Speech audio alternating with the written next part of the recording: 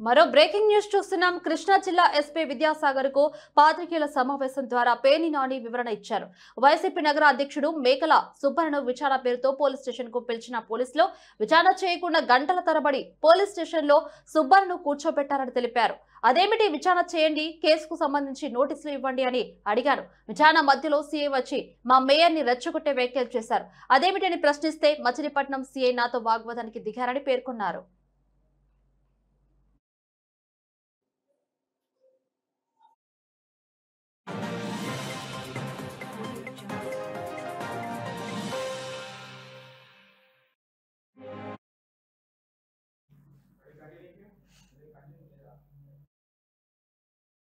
అంటే నేను చెప్పినటువంటి